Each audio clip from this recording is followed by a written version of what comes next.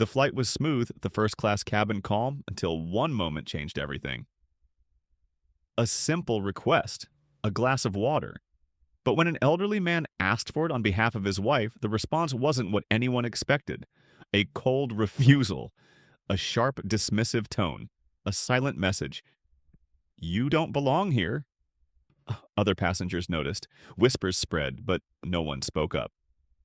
And the flight attendant? She carried on, unaware that with that single choice, she had sealed her own fate. Because the couple she had just humiliated, they weren't ordinary passengers. They owned the airline. And by the time this plane landed, she wouldn't just be serving drinks. She'd be facing the reckoning of a lifetime.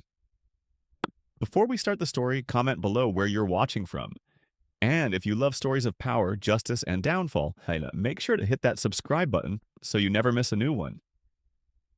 The airport bustled with the controlled chaos of travel. Business people in sharp suits rushed to their gates. Families herded children through security, and leisure travelers leisurely scrolled through their phones, waiting for their boarding calls. Among the crowd, Elliot and Lillian Whitmore moved with an air of quiet dignity. There was no urgency in their steps, no need to rush or push forward. They had traveled too many times before to be flustered by the usual airport commotion. Elliot, an older man with salt and pepper hair, wore a tailored navy blue suit that had clearly been custom-made to fit his tall frame. His posture was straight, his stride measured, and though he moved with a cane, it was out of habit rather than necessity. His presence carried a sense of quiet authority, the kind that didn't need to be announced. Beside him, Lillian Whitmore walked with effortless grace, her hand resting lightly on his arm. She wore a cream-colored dress, understated yet elegant, paired with a pearl necklace that gleamed under the airport's fluorescent lights. Even in their older years, they exuded the kind of refined sophistication that made people take notice. They arrived at the gate where their first-class seats awaited them. As they stood in the priority boarding line, a subtle shift in energy rippled through the waiting passengers. It was imperceptible to the untrained eye, but Elliot had spent a lifetime recognizing these things. The brief glances, the slight double takes, the way some people suddenly found something fascinating to look at on their phones, all small, subconscious reactions to an unspoken question. Do they belong here? Elliot didn't react. Neither did Lillian. This wasn't the first time, and it wouldn't be the last. They had lived long enough to know that silence was often the loudest response. When the gate agent smiled and welcomed them aboard, her politeness was flawless, her professionalism intact. Yet Elliot could see the hesitation, a flicker of surprise before she quickly masked it with routine efficiency. He said nothing, merely nodding as they handed over their boarding passes and proceeded down the jet bridge. As they stepped into the first-class cabin, the atmosphere shifted. Here, the air felt crisper, the seats larger, and the service expectations different. Elliot and Lillian moved to their assigned seats, 2A and 2B, placing their small carry-ons into the overhead compartments. Lillian sighed softly as she settled into the plush leather seat, her fingers brushing against the armrest. The journey had been long, and fatigue was beginning to settle into her bones. Elliot glanced around the cabin, taking in the other passengers. A well-dressed businessman sat a few rows ahead, already absorbed in his tablet. A middle-aged couple whispered to each other over glasses of pre-departure champagne. A younger woman, no older than 30, scrolled through her phone, her designer handbag placed neatly beside her. The flight attendants moved with smooth efficiency, handing out drinks, adjusting pillows, and ensuring that the privileged few in first class felt as if they were the only ones who mattered. It was a familiar scene. Elliot pressed the call button. It was a simple request, one that in any other context would be insignificant. His wife needed a glass of water. He didn't expect any trouble. Elliot sat back in his seat, glancing at his wife as she adjusted the small pillow behind her lower back. Lillian looked exhausted, her usually radiant face slightly pale from fatigue. The long layovers and airport rush had taken a toll on her, and he could tell that all she needed was something as simple as a cold glass of water to help her feel a little better. It was such a small thing, a minor request, something any flight attendant would accommodate without hesitation. Without overthinking it, he reached up and pressed the call button, a soft chime signaling his request. Then he waited, fully expecting a polite, efficient response. That was, after all, what first-class service was known for: attentiveness, accommodation, and a level of hospitality that justified the exorbitant ticket prices. A few moments later, Emily Rowan appeared. She walked with a practiced ease, the type of confidence that came from years of working first class. She had a reputation among the crew: efficient, professional, but selective. She prided herself on knowing the type of people who usually occupied these seats. In her mind, she had perfected the art of subtle bias, never outright rude, but always knowing how to redirect, dismiss, or devalue without being caught. Emily approached their row and stopped just short of them, her posture stiff, her expression neutral but not warm. She didn't offer the automatic smile she gave the other first-class passengers, nor did she ask how she could assist them. Instead, she stood there with a slight frown, as if their presence required an explanation. Elliot, always composed, spoke first. Excuse me, could we have a glass of water? My wife isn't feeling well." His voice was polite, measured, leaving no room for hostility, just a simple request. Emily barely glanced at Lillian before responding. Her voice clipped. "Water will be served with the meal service, sir." There was something about the way she said it, final, dismissive, as if that was the end of the conversation. Elliot tilted his head slightly, studying her. "I understand that, but she just needs a sip right now. If you could bring us a glass, I'd appreciate it." Emily exhaled softly, not quite a sigh, but something close. Her hands remained folded in front of her as she responded, "Sir, if I bring water to you now, then other passengers will expect the same. We have a services schedule in place for a reason." Her tone was polite on the surface, but Elliot could hear what wasn't being said. The way her gaze didn't quite meet his, the way her stance remained rigid, the way she didn't make even the smallest effort to show empathy, these were all indicators of something deeper. Lillian, who had been silent until now, reached over and gently touched Elliot's hand.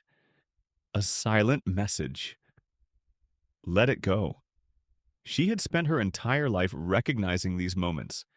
The moments when being right didn't matter because the person in power had already made their decision. Elliot, however, wasn't a man who ignored disrespect, even when it was wrapped in a veneer of professionalism. He remained calm, but there was an unmistakable shift in his expression, a slight narrowing of his eyes, a measured stillness that suggested he was paying very close attention. Nearby passengers had started to take notice. No one said anything outright, but a few people subtly turned their heads, sensing that something about this exchange wasn't quite right. In the corner of the cabin, a younger flight attendant, Sienna Hale, had also witnessed it. She had been working under Emily for a few months now, and she had seen this behavior before. Emily had a way of deciding, based on nothing but instinct, which passengers deserved her full attention and which ones didn't. She had learned to do it in a way that wasn't outright offensive, but just dismissive enough that most people wouldn't argue. But this time, something about it felt different. Sienna shifted uncomfortably, her fingers twitching at her sides. She wanted to say something, but she was still new, still finding her place among the more senior crew members. And questioning Emily was not a good idea if she wanted to keep her job.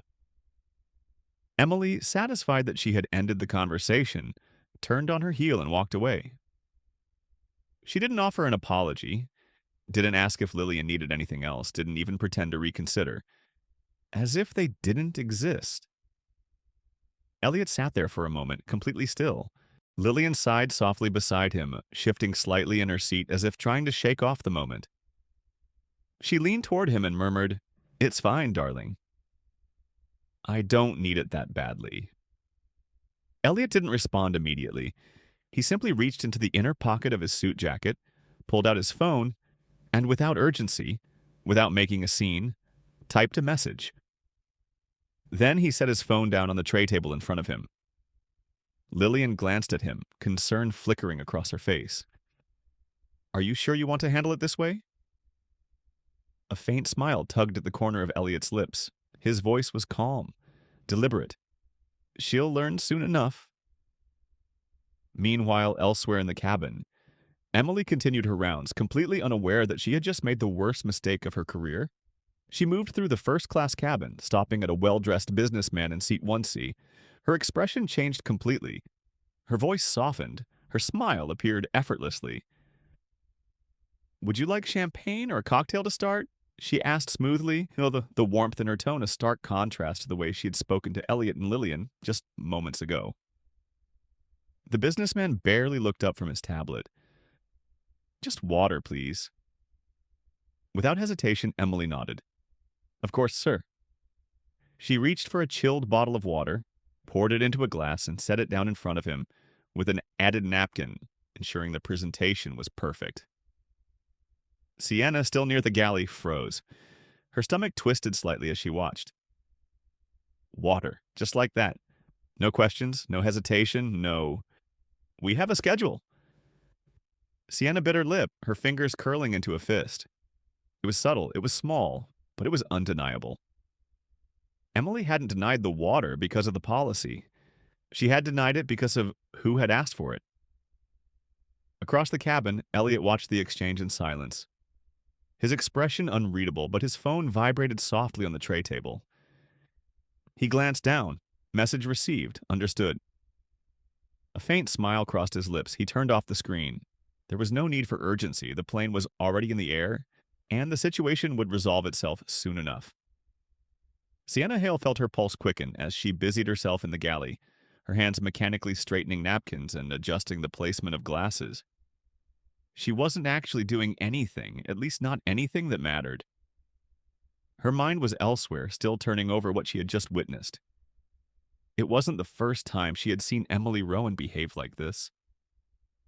Sienna had spent enough time shadowing the senior flight attendant to recognize her pattern of behavior. Emily knew exactly who to cater to and who to dismiss. She did it with precision, with just enough plausible deniability that most passengers wouldn't push back. It was never outright rudeness, never anything that could be reported as a clear violation of protocol. Just a certain coolness in her tone, a calculated lack of warmth, an unwillingness to extend even the smallest courtesy to the people she deemed unworthy. Sienna had let it slide before. She was new, still finding her place on the crew, and Emily had made it clear that questioning her authority was not an option. But this time felt different. This time, people had noticed. Sienna had seen the businessman and once he received his glass of water without hesitation. She had watched Emily pour the water carefully, offer a napkin, ensure the experience felt refined and effortless. And she had also seen the way Emily had looked at the elderly black couple in 2A and 2B. The dismissive tone, the sharp refusal, the way she had turned on her heel and walked away without a second thought. A quiet unease settled in Sienna's stomach. She knew what she had seen, and she wasn't the only one. Across the cabin, a subtle shift in atmosphere was taking place.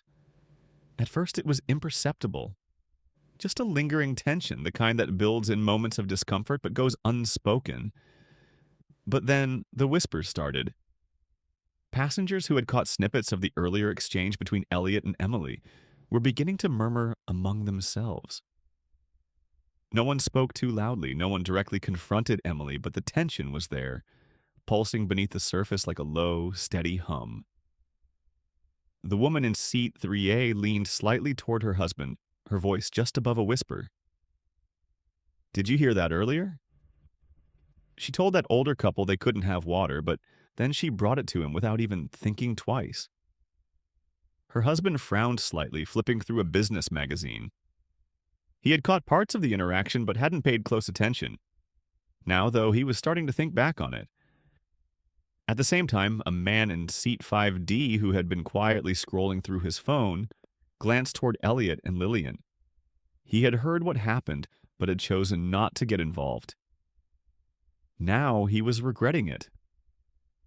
Emily, oblivious to the growing awareness around her, continued, working the first-class cabin, her posture straight, her movements practiced. She had no idea that she was already losing control.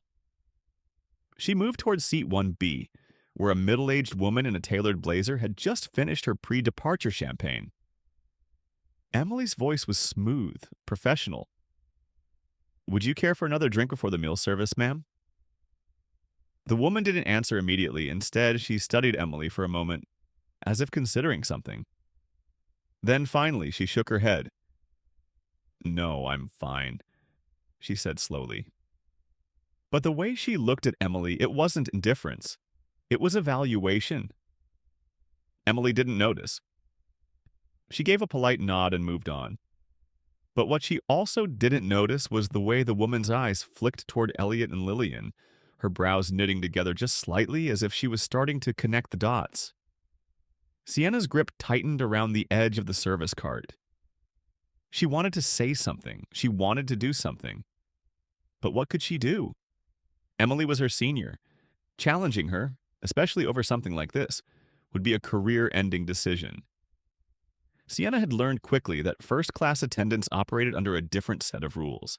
They catered to the wealthiest passengers, the most demanding clientele, and they had developed their own hierarchy of who was worth their attention.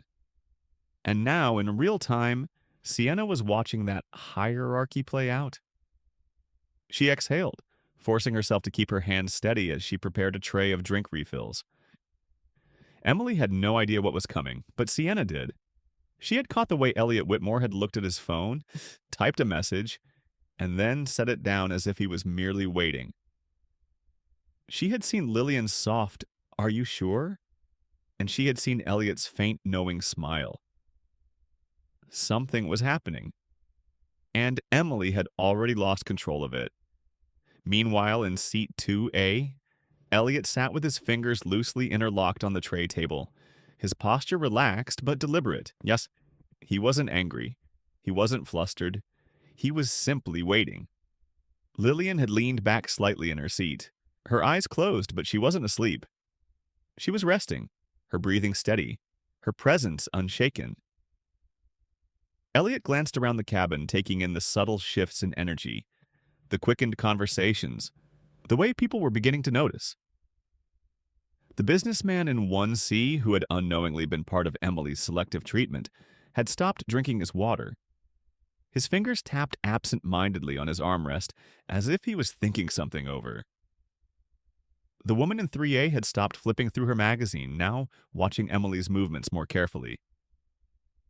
Passengers were starting to understand what had happened.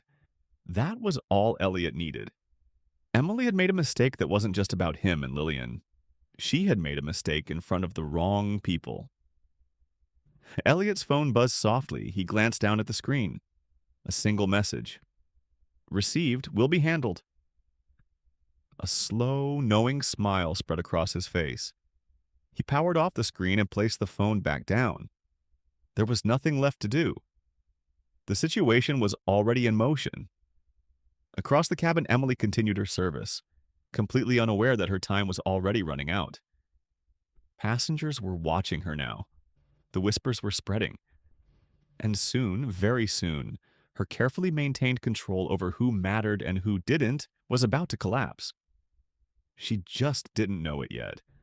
Emily Rowan continued through the first-class cabin, her confidence unwavering, oblivious to the undercurrent shifting around her. She thought she had handled the situation with efficiency, shutting down an unnecessary request, maintaining the strict first-class service protocols, and making it clear that she wouldn't be catering to every whim just because someone asked. To her, that was professionalism. Control. What she didn't know, what she couldn't possibly anticipate, was that she had just set into motion the biggest mistake of her career. Before we continue, take a moment to subscribe to the channel. If you love stories like these and where power shifts in unexpected ways, then hit that follow button so you never miss out on the next twist. Now, let's get back to it. Elliot Whitmore sat in 2A, calm, composed, his hands folded on the tray table. The man had spent decades in boardrooms negotiating billion-dollar deals, had sat across from some of the most ruthless executives in the industry, and had learned that the greatest power is exercised in silence. He didn't react with anger. He didn't demand respect. He commanded it, and when it wasn't given, he simply corrected the situation. The moment Emily had turned her back on him and Lillian, dismissing their request for something as simple as a glass of water, Elliot had already decided how this would play out. He had simply needed to send one message, one text, and that was enough. The phone vibrated once, a small confirmation that the message had been received. He didn't even need to look at it. Instead, he reached for his wife's hand, giving it a reassuring squeeze. "It's already handled, sweetheart." Lillian didn't even need to ask what was being handled. She knew her husband too well. Meanwhile, elsewhere on the aircraft, the flight deck was quiet, save for the steady hum of controls and the occasional radio transmission from air traffic control. Captain Roland Vance had been a pilot for nearly 20 years, and in that time, he had seen a lot of strange requests come through the in-flight communication system. But this one was different. A high-priority message had just flashed across his screen, one that wasn't from the airline's scheduling department or maintenance team. It was from corporate headquarters. Captain Vance frowned, glancing at his co-pilot before pressing the intercom to his crew. Emily Rowan to the cockpit. Down in the first-class cabin, Emily was just finishing up with another passenger when she heard the call. A flicker of confusion crossed her face. The cockpit? What could they possibly need from her? But she was a senior flight attendant. This wasn't unusual. It was probably some minor operational update, maybe an issue with the service cart manifest. Nothing to worry about. She straightened her uniform, brushing off imaginary lint before making her way toward the front of the plane. Hey, she had no idea that she was walking straight into her own downfall. Before we continue, don't forget to like and subscribe. These twists are just getting started, and you won't want to miss what happens next. Emily stepped inside the cockpit, a confident but slightly puzzled expression on her face. Captain Vance turned in his seat, his features unreadable. Next to him, the lead flight operations officer was staring at the screen, his brow furrowed. The weight in the air was unmistakable. "Emily," Captain Vance began, his voice calm but clipped.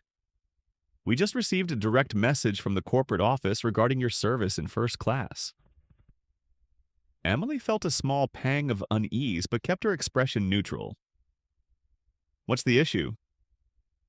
The lead officer pressed a button on the control panel, and a voice came through the cockpit phone. A voice Emily recognized immediately. James Caldwell, Vice President of Airline Operations. Her stomach twisted. "Miss Rowan," the voice on the line said, cold and authoritative. "We need you to clarify a situation. An elderly couple in 2A and 2B requested a glass of water before meal service. You refused them." Emily's mouth went dry. How the hell did corporate know about that? "Yes, sir," she responded quickly, trying to keep her voice even. "I was following standard procedure. We have a strict meal service timeline, and yet, moments later, you personally served a different passenger water without hesitation." Silence. Emily's brain scrambled for a response. "I?" James Caldwell's voice cut through like a scalpel. "Miss Rowan, do you know who the couple in 2A and 2B are?" Emily swallowed, her palms starting to sweat. She had barely looked at them. Hadn't checked their names. She didn't need to. She had already decided they weren't important. "No, sir," she admitted, her voice smaller now. There was a pause. Then, "Elliot and Lillian Whitmore. They own the airline." The words slammed into her like a physical blow. Her entire body went cold. Her mind raced back to the way she had spoken to them, the dismissive tone, the way she had brushed them off without a second thought, the way she had personally served someone else water moments later, right in front of them. The lead officer muted the phone. Captain Vance let out a slow breath, shaking his head. "You've made a serious error, Emily, and I mean serious." She felt the blood drain from her face. I didn't know," she stammered. her voice barely above a whisper. "That's the problem," Caldwell's voice came back over the line. "You didn't bother to find out." The finality in his words sent ice through her veins. "You will return to them immediately, Mahombowood," he continued. "Correct your mistake, and upon landing, you will be required to explain your actions directly to the executive board. Do you understand?" Emily's throat was so dry she could barely force out the words. "Yes, sir." The call disconnected. For the first time in her career, Emily Rowan was afraid. She turned stiffly, walking out of the cockpit, her legs feeling heavier with each step. As she re-entered the first-class cabin, she could feel the shift. The way passengers were watching her now, the way conversations had died down, replaced by quiet, assessing stares. Elliot Whitmore hadn't moved. He simply waited. Lillian was still seated beside him, the very picture of grace and patience. Emily took a slow, shuddering breath, and then, for the first time since she had started this flight, she felt powerless. The moment had already passed. The damage was already done. And now, she was about to pay the price. Emily Rowan walked out of the cockpit, her steps stiff, her throat dry.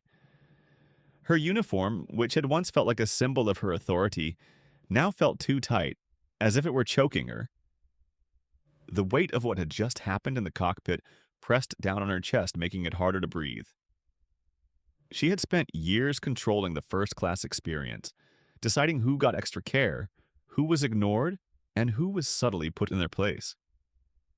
She had mastered the art of selective service, making sure to prioritize passengers who fit the elite image she associated with first class. But now she was the one being controlled, and she hated it. Before we continue, make sure to subscribe so you don't miss what happens next. This is only the beginning of Emily's downfall, and trust me, you'll want to see how it ends. Emily's fingers trembled slightly as she smoothed down the front of her uniform. She needed to regain her composure before she stepped back into the first-class cabin. She needed to act as if nothing was wrong, as if she hadn't just been ordered to apologize to a couple she had dismissed without a second thought. She took a deep breath, lifted her chin, and walked back through the galley, heading toward row 2. But the moment she re-entered the first-class section, she felt it. The shift, the subtle change in the air. Passengers weren't just glancing at her anymore, they were watching. The businessman in 1C who had received his water without issue was no longer focused on his tablet. His fingers were tapping idly on the armrest, but his eyes followed her movements. The woman in 3A had stopped pretending to read her magazine.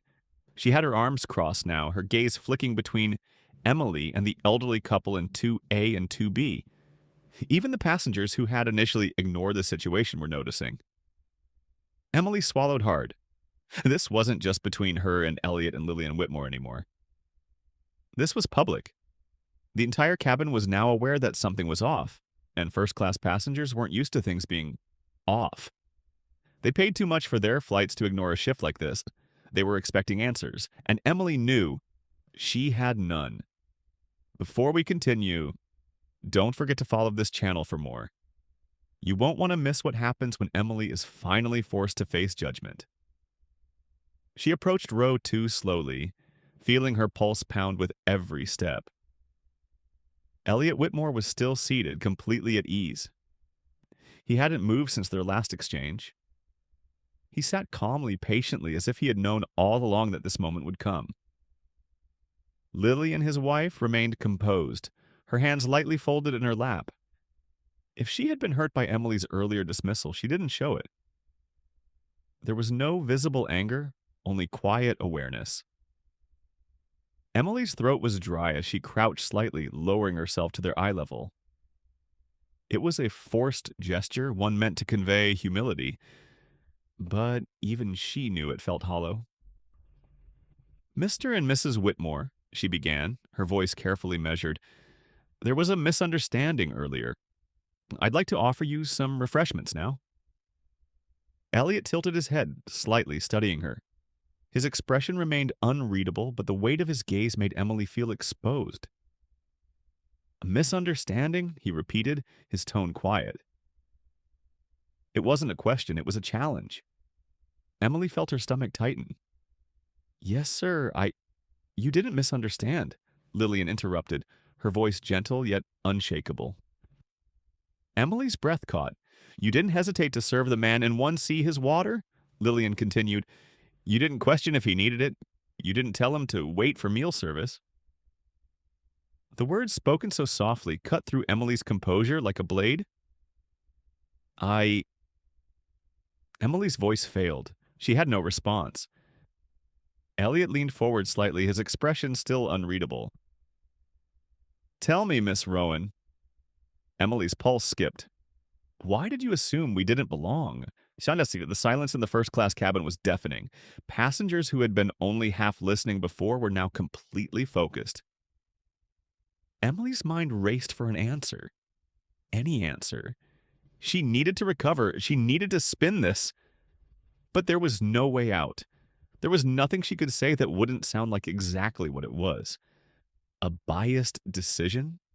A choice. And now, everyone knew. Elliot sat back waiting. Lillian remained composed. Emily swallowed hard. I misjudged the situation, she finally forced out. Elliot didn't react right away. He let the words sit there, or let them fester in the air. Then, after a long pause, he leaned back. If you're going to apologize, Miss Rowan, he said, his voice like steel, I suggest you do it properly. Emily's breath hitched. For the first time in her career, she realized she was no longer in control. She was being forced to say the words, and no carefully polished excuse would save her now. She took a shaky breath. I sincerely apologize, she said, her voice barely above a whisper. I was wrong. The moment she said it, she knew. She had already lost. Elliot gave her a small nod, but not one of acceptance. It was a nod that said he had expected nothing less. Lillian simply blinked at her, expression unreadable. Emily lingered for a moment, waiting, hoping for something. Forgiveness? Reassurance? But none came. And that was worse than any reprimand. Passengers in first class had heard everything. The whispers began again, and Emily knew her authority was gone. She turned quickly, her uniform suddenly feeling too heavy. She walked back toward the galley, but she could feel the stares following her. She had spent years deciding who was worth her attention. Now she was the one being watched, and she wasn't sure she could survive it. Before we wrap up this part, make sure to subscribe and hit that follow button. Things are only getting worse for Emily, and trust me, you'll want to see how this ends. As she reached the galley, the in-flight phone rang. Emily flinched. She already knew who it was, and this time, there was no avoiding it. The in-flight phone rang again, its sharp tone cutting through the quiet hum of the first-class cabin. Emily Rowan flinched. It was the first time she had ever hesitated to answer it. The first time she didn't rush to pick up the call with the confidence of someone in charge. But this time, she wasn't in charge. With fingers that suddenly felt too cold, she lifted the receiver and pressed it to her ear. This is Emily Rowan. A long pause. Then a voice, clipped and controlled, the kind of voice that never spoke unless something serious was happening. Miss Rowan, this is James Caldwell, Vice President of Operations. You are to report to the cockpit immediately. Emily's breath hitched. The cockpit. Again, her stomach twisted. The last time she was called, she thought it was just a warning, a reprimand, a reminder to follow protocol. But now? Now she knew something much worse was coming. Before we continue, don't forget to hit that subscribe button. You won't want to miss the moment Emily realizes there's no escape. Follow along so you don't miss the next twist. She slowly placed the phone back down, but her hands were trembling. Passengers were still watching her.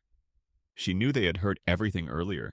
Her forced apology, Elliot Whitmore's quiet, unforgiving response, the tension in the air that refused to fade. And now, the moment she stood from the galley, The whispers started again.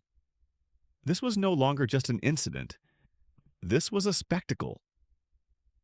Emily inhaled deeply, squared her shoulders, and forced herself to move. Her shoes felt heavier against the carpeted aisle, her body stiff with tension, as she walked toward the front of the plane. Each step felt like a countdown. As she reached the cockpit door, she took one last look at the first-class cabin. Elliot Whitmore wasn't even watching her. He didn't need to. He already knew how this would end. Emily swallowed hard and stepped inside. Make sure you're following.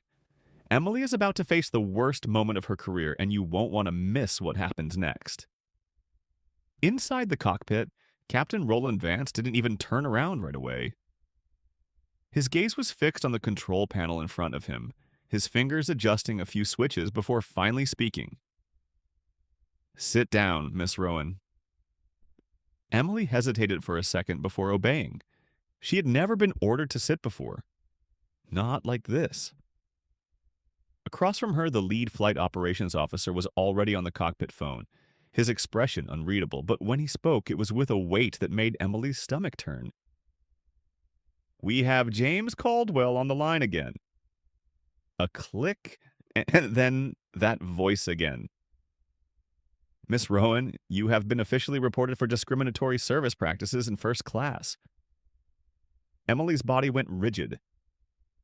You are aware that our airline has a strict non-discrimination policy? Yes, sir, but You refused service to a passenger, then provided the exact same service to another customer moments later. Are you denying this? Emily's mouth opened, then closed. She couldn't deny it. Not when so many people had seen it. Not when the entire first-class cabin had started whispering about it. Not when Elliot Whitmore himself was involved. She felt her world collapsing. For years, she had believed she was untouchable in first class. She had crafted a reputation of being one of the best. Strict, yes, but respected. But none of that mattered anymore. One decision, one wrong assumption. And now, she was being investigated mid-flight. Before we continue, make sure you subscribe. Things are unraveling for Emily, and you won't want to miss what happens when she faces the consequences of her choices. She swallowed thickly, struggling to keep her voice steady. Sir, I didn't mean to offend anyone. This isn't about what you meant, Miss Rowan, James Caldwell interrupted. His voice wasn't loud, but it didn't need to be. It was final. Cold. Absolute. This is about what you did. Emily's stomach plummeted.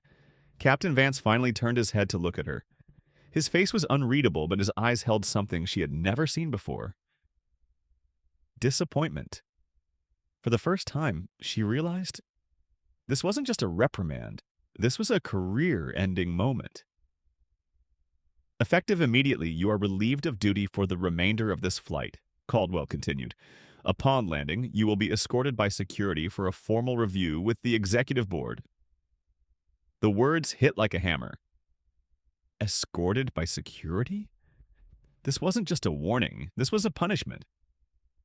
Her breath hitched. I can fix this. There is nothing to fix, Miss Rowan. Silence. Captain Vance exhaled slowly and pressed a button, disconnecting the call. Then he turned back to Emily. You need to leave the cockpit now. Emily's entire body felt numb. She had lost. Completely. As she stood up on shaking legs, the weight of the moment finally crashed down on her. She wasn't just a flight attendant anymore. She was an example, a warning, the very thing she had never wanted to become. She turned toward the door, but she hesitated, not because she had anything left to say, but because she didn't know how she was supposed to walk out of that cockpit and back into a cabin where everyone now knew the truth, that she had failed. She swallowed down the nausea rising in her throat and stepped out. And as soon as she did, the whispers started again, louder this time. Passengers weren't just watching. They were talking. And Emily felt every single stare burn into her skin. Her breathing was shallow as she stumbled back toward the galley, trying to move as fast as possible, trying to escape. But there was no escape, because she had built her entire career on deciding who belonged. And now, for the first time in her life, she was the one who didn't. If you haven't subscribed yet, now is the time. Emily's downfall is only getting worse, and you won't want to miss what happens next. And then the in-flight phone rang again. Emily's heart stopped. She had thought that was the worst of it, but she was wrong, because things were about to get so much worse. The in-flight phone buzzed again, its sharp, unrelenting tone slicing through the air like a blade. Emily Rowan's breath caught. The noise wasn't loud, but in the charged atmosphere of the first-class cabin, it felt deafening. She had barely made it back to the galley, her mind racing, her body moving on autopilot, but this was something she couldn't ignore. Not anymore. Not after everything that had just happened. Her hands trembled as she reached for the receiver, her fingertips brushing against the cool plastic. She didn't want to pick it up. She already knew who was on the other end, but there was no escape. No more avoiding the inevitable. She forced herself to lift the phone to her ear, her voice barely steady. "This is Emily Rowan." Silence. Then the voice of James Caldwell, Vice President of Operations, came through the line. Cold. Controlled. Unforgiving. "Miss Rowan, you are to return to Mr. and Mrs. Whitmore immediately. You will correct your mistake in front of the entire first-class cabin. And you will do so now." Emily's stomach dropped. The blood in her veins turned to ice. She had already apologized. Hadn't she? She had swallowed her pride, had knelt beside their seats, had forced the words from her lips. But she already knew the answer. It hadn't been enough. Because she hadn't done it with any sincerity. Because she had only apologized after being forced to. Because everyone in first class had seen through it. And now she was going to be made an example of. She swallowed thickly, her voice barely above a whisper. "Understood, sir?" Before we continue, don't forget to hit that subscribe button. You won't want to miss what happens when Emily is finally stripped of her authority in front of the very passengers she once dismissed. This is the moment it all comes crashing down. Stay tuned! Emily hung up the phone with a shaky exhale, her hands gripping the edge of the galley counter. She couldn't do this. She had spent years building her authority in first class. She had perfected the balance between politeness and power, always keeping herself in control. And now she was about to be sent back out there to humiliate herself, to apologize again. But this time, not as a respected senior flight attendant, this time as a woman who had already lost everything.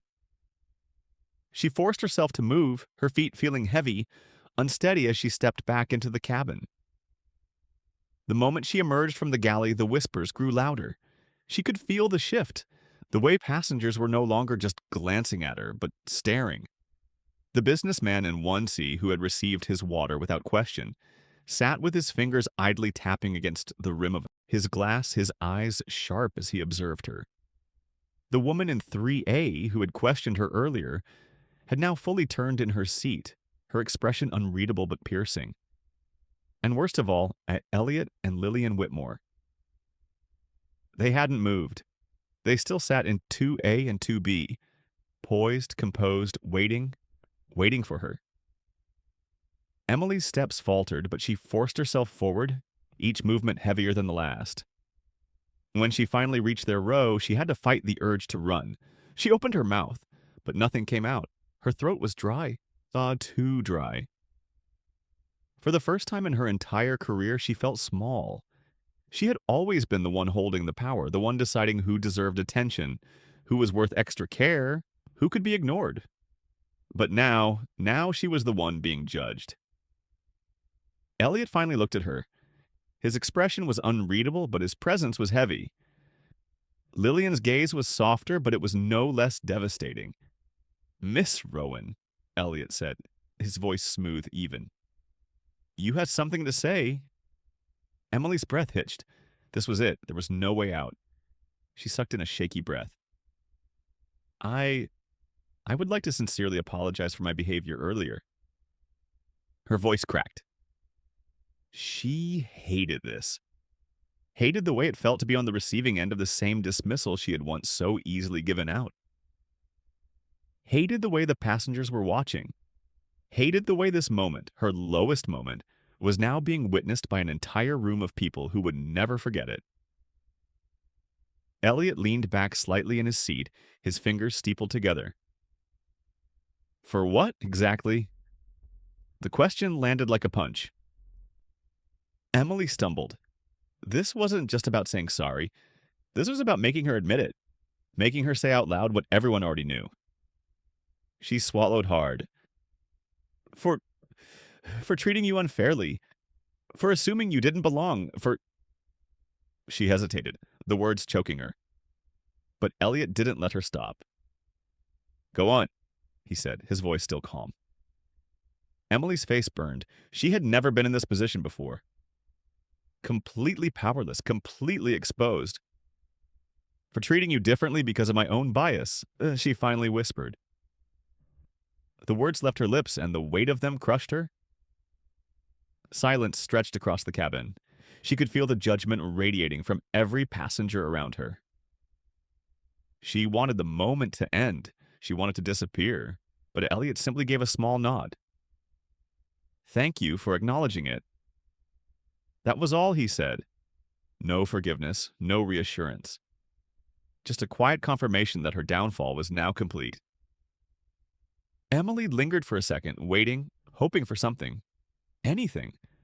But Elliot had already turned away. Dismissed. The very way she had once dismissed them. Emily turned quickly, her hands clenched at her sides, her face burning as she hurried back to the galley. She barely made it behind the curtain before her legs almost gave out. She grabbed onto the counter, sucking in rapid breaths. It was over. The whispers in first class weren't just whispers anymore. They were conversations. Passengers were talking, and now it wasn't just about her. It was about the story, about what had just happened, about how the great Emily Rowan had just been publicly stripped of her authority. She felt sick. And then the in-flight phone rang. Again. Emily stared at it, dread pooling in her stomach. This time she already knew. This wasn't another warning. This wasn't another chance. This was the final call. And once she answered it, her fate would be sealed. The in-flight phone rang again, its sharp chime echoing through the galley, cutting through the already unbearable tension in Emily Rowan's chest. Her hands trembled as she reached for it, but she hesitated, just for a second. She already knew. This was it. This wasn't another warning. This was the moment. The final call before she lost everything. The moment before her career shattered beyond repair, but she had no choice. No escape. Swallowing against the dryness in her throat, she lifted the receiver with unsteady fingers and forced out the words, "This is Emily Rowan." There was a brief pause on the other end, one that stretched unbearably long, before the voice of James Caldwell, Vice President of Operations, cut through the static. "Miss Rowan, you are to remain on board after landing. You will be escorted by security to an executive review with the board of directors." Emily's breath hitched. Escorted by security? This was worse than she had thought. This wasn't just a reprimand. This wasn't just a slap on the wrist. This was a formal takedown. She had seen flight attendants be disciplined before, had watched as younger, less experienced crew members were removed from duty for minor infractions. But never like this. Never in the middle of a flight with corporate eyes watching. Never with passengers aware of every misstep. Before we continue, don't forget to hit that subscribe button. Emily's fall from power is just getting started, and you won't want to miss the moment she realizes there is no way out. Stay tuned. Emily's fingers tightened around the phone. She wanted to argue, to beg for another chance, but what could she possibly say? Passengers had seen everything. The whispers in first class had grown into full-fledged conversations. There was no hiding from it now, no spinning the narrative. She had made her choice when she dismissed Elliot and Lillian Whitmore, and now she was the one being dismissed. Her breath came out shaky as she finally forced out a response. "Understood, sir." The call clicked off without another word. Cold. Unforgiving. She lowered the phone slowly, her stomach twisting violently. And then she made the biggest mistake yet. She turned back toward the first-class cabin and met Elliot Whitmore's eyes. He was already looking at her, calm, poised, unshaken. Emily's entire body went cold, because in that moment, she understood. He had known. From the second she had denied him that glass of water, from the moment she had turned her back and walked away, he had known exactly what would happen. And he had let it happen. He had let her dig her own grave, step by step, mistake by mistake, until she had trapped herself, until she had no choice but to fall. It wasn't just that he was powerful, it wasn't just that he owned the airline, it was that he understood something she never had. True power didn't need to be loud. True power waited, and he had waited. Now he simply gave her a small, knowing nod. Not out of malice, not out of cruelty, but out of confirmation. She had been judged, and the verdict had already been delivered. Before we continue, don't forget to subscribe. You won't want to miss the final moments of Emily's career as everything she built comes crashing down around her. The best or worst is yet to come. Emily turned away quickly, heat rising to her cheeks, her pulse pounding so loudly she could barely hear the ambient noises of the aircraft around her. She forced herself to move, stepping back into the galley as quickly as possible, her breaths coming short and uneven. This couldn't be happening. This couldn't be real. And yet, it was. Because this wasn't just about her. This was about the story. And right now, the passengers in first class were already spreading it. She could feel it. The murmurs, the hushed conversations, the subtle sideways glances. This wasn't just an internal investigation. This was a public spectacle. And when people landed, they would talk. And when they talked, they would post. And when they posted, it would spread her name. Her face, her career, all of it was about to be reduced to a lesson, a warning, a cautionary tale about what happened when you underestimated the wrong people. She clenched her fists at her sides, her nails digging into her palms. She had built everything she had on the idea that she knew who mattered, and now, for the first time in her life, she realized she had never known it all. The PA system crackled overhead. Cabin crew, prepare for initial descent. Emily's stomach twisted. This flight was almost over, and when they landed, her fate would be sealed. She squeezed her eyes shut for a brief second, trying to block out the reality of it all, but she couldn't, because reality didn't care. It had already caught up with her. If you haven't subscribed yet, now is the time. Emily's story isn't over, and you won't want to miss the final descent into the consequences she never saw coming. The end is near. Stay tuned. And then she felt it. That shift. The moment before impact. The subtle pressure in her ears as the plane began its slow, controlled fall toward the ground. Her fall had already begun. She just hadn't hit the ground yet. The plane began its slow descent, the hum of the engines shifting to a lower pitch, and Emily Rowan felt her stomach twist in knots that she couldn't untangle. She had spent years commanding the first-class cabin, dictating service with a sense of absolute control, deciding who mattered and who could be ignored, and yet, right now, she was no longer in control. The PA system crackled above, the captain's calm voice cutting through the tension. "Ladies and gentlemen, we have begun our final approach. Please ensure your seatbelts are fastened and all electronic devices are switched to airplane mode." The familiar words, ones she had heard 1,000 times before, now felt different. Because this time, when the plane touched the ground, she wouldn't just be stepping into another routine landing. This time, She was walking into judgment. She squeezed her hands into tight fists, the reality settling deep into her bones. This wasn't going to go away. There was no version of this where she simply walked off the plane, fixed her uniform, and pretended nothing had happened. No, this was different. This was permanent. And the worst part? Everyone knew it. She could feel it in the eyes of the passengers who were watching her now. The ones who had caught bits and pieces of what had happened. The ones who had overheard her forced apology. The ones who had sensed that something was unfolding right before their eyes and wanted to see how it would end. And at the center of it all was Elliot Whitmore, still seated in 2A, still composed, still poised, still looking like a man who had orchestrated this entire moment with the patience of someone who had been wronged before and knew exactly how to correct it. He hadn't needed to raise his voice. He hadn't needed to call for a scene. He had simply waited. Waited for her to expose herself. Waited for her own decisions to bring her down. And now he was just watching her fall. Before we continue, don't forget to hit that subscribe button. The final reckoning is here, and you won't want to miss the moment Emily faces the consequences she never thought would come. Stay tuned! Emily turned toward the galley, her mind racing. There had to be a way out. Maybe if she spoke to the captain again. Maybe if she could explain herself. Tell them it was just a misunderstanding, a miscommunication, a lapse in judgment. But deep down, she knew that wasn't true. Because this wasn't a misunderstanding. This was a pattern. A series of choices that had finally caught up with her.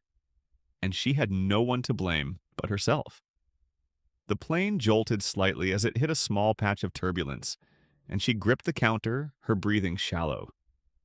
She had never been afraid of flying before, but now, for the first time, she was afraid to land. Because the moment those wheels touched down, her fate was sealed.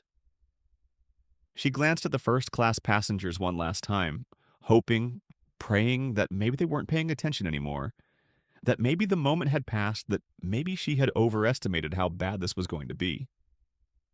But then she saw the woman in 3A, arms crossed, giving her that knowing look. The businessman in 1C glancing between her and Elliot Whitmore, his expression unreadable. And worst of all, Lillian Whitmore. Sitting quietly beside her husband, her presence alone a silent reminder that Emily had dismissed them as if they were nothing. Emily's pulse pounded in her ears, the walls closing in. Before we go any further, hit that subscribe button. Emily's story is about to hit its breaking point, and trust me, you won't want to miss the moment everything crashes down. Stay tuned. The seatbelt sign dinged. A few passengers stretched, adjusting their seats, but the energy in the cabin was different. Heavy, expectant. Emily swallowed hard, feeling her hands tremble as she tried to keep herself together. She needed to focus. She needed to act as if nothing was wrong. She could still salvage this. She could still walk off this plane with her dignity intact if she just kept moving, if she just stayed quiet, if she just acted as though this was just another flight. But then she saw them. The two security officers standing just beyond the cockpit door, their eyes fixed on her.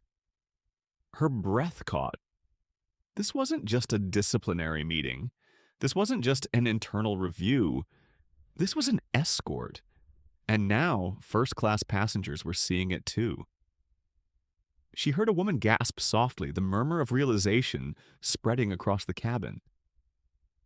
Someone in the back whispered, "Is she getting removed?" And the man in 5D, who had been silent this whole time, let out a quiet chuckle and muttered, "Wow, she really messed up." Emily's cheeks burned. She wanted to turn around, wanted to disappear, but she knew there was no way out of this.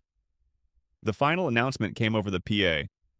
"Ladies and gentlemen, we have arrived at our destination. Please remain seated until the seatbelt sign is turned off." Emily's legs felt weak. This was it. The moment before impact. The moment before she had to walk down that aisle, past all those judging eyes, past the people who now saw her as nothing more than a cautionary tale. And as the plane touched down smoothly, her entire body tensed. The cabin remained silent for a few moments before the usual rustling of seatbelts being undone filled the space. But this time, the atmosphere wasn't normal. This wasn't just another landing, this was a reckoning. Emily forced herself to take a step forward, but as soon as she did, one of the security officers moved, stepping directly in front of her, blocking her path. "Miss Rowan, please come with us." The words rang out, final and absolute. And just like that, she had been removed from her own domain. She wasn't in charge anymore. She wasn't the authority anymore. She wasn't anything anymore. Passengers watched as she was led toward the front of the plane, past the rows of first-class seats she had once ruled over, past Elliot and Lillian Whitmore, past the businessman in 1C, past the woman in 3A, past all the people she had once ignored, dismissed, overlooked. And now she was the one being dismissed. And as she stepped off the aircraft, leaving behind everything she had built, everything she had believed made her powerful, she realized this had never been about the water. It had always been about who she had chosen to deny it to. And now she would be remembered for that choice forever. Emily Rowan stepped off the plane, her feet unsteady, her body stiff with humiliation as she was flanked by two security officers. The bright lights of the jet bridge felt harsh against her skin, the sterile air suddenly suffocating. She had walked through this very corridor countless times before, always with her head held high, her uniform crisp, her authority unquestioned. But now she was walking toward her own downfall. There was no dignity in this walk, no control, no power. The very thing she had spent years crafting, her reputation, was crumbling beneath her feet. She didn't need to turn around to know what was happening behind her. Passengers were watching. Whispers were spreading. Phones were being lifted to capture the moment. This wasn't just her mistake anymore. It wasn't just an incident that would be buried in a report. This was a story. A lesson. And whether she liked it or not, she was now the cautionary tale. Before we continue, hit that subscribe button. You won't want to miss the final moment of Emily's career, the ultimate reckoning she never saw coming. This is it. Stay tuned. The doors of the jet bridge slid open, revealing two corporate executives standing just beyond security clearance. James Caldwell, Vice President of Operations, was there, his expression unreadable, his suit pristine. Beside him stood Dominic Carter, head of cabin crew operations, his sharp eyes scanning Emily as if she were already gone. Her heart pounded violently. She had never been summoned to an executive meeting like this before. This wasn't a briefing. This wasn't a performance review. This was a termination. But not just any termination, no. This was a spectacle. A public removal. A clear and deliberate message. Emily tried to keep her face neutral, but her fingers twitched at her sides, betraying her panic. "Miss Rowan," Caldwell's voice was calm, steady, lethal. Emily swallowed hard. "Sir, You will not speak." He cut her off, his tone as sharp as a blade. "You will follow us. Now?" Emily felt her pulse skip. There was no pleading, no chance to explain, no opportunity to salvage herself. She was simply being removed. She opened her mouth, desperate to say something, anything, but she already knew. Nothing she could say would change what was coming. She followed. Her legs felt like lead, her breath shallow as she walked past the rows of terminal gates, past flight attendants she had worked with for years, past passengers who stole glances, whispering amongst themselves. She felt it. The way they looked at her, like she was already gone, like she was nothing. Before we continue, don't forget to hit that subscribe button. Emily's reckoning isn't over yet.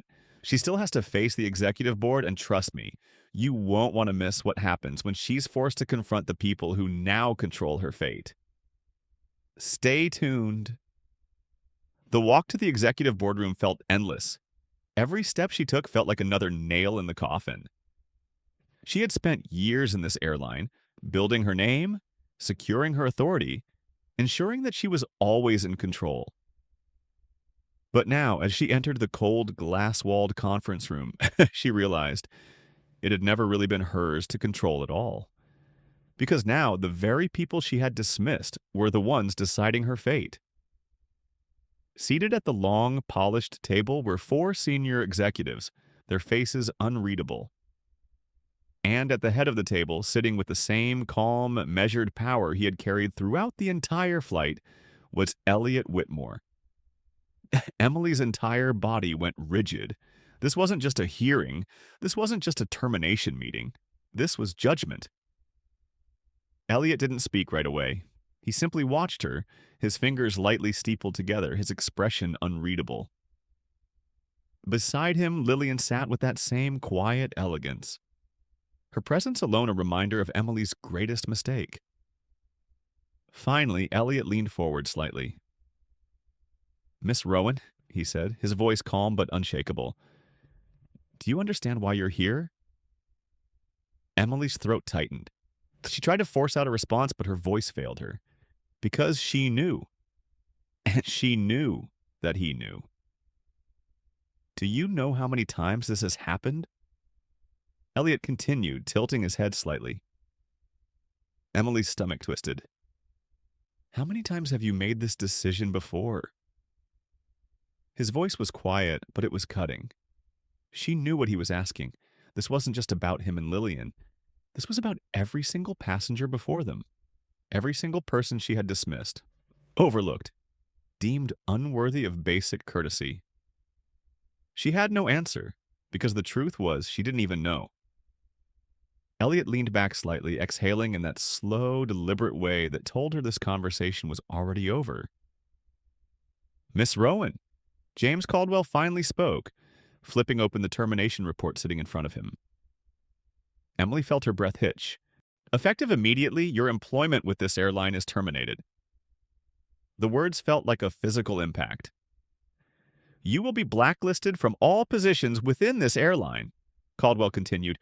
"Your employment record will reflect this incident, and you will not be eligible for future hiring within the aviation industry under our recommendation." Emily's vision blurred. Blacklisted? This wasn't just a job loss. This was complete erasure.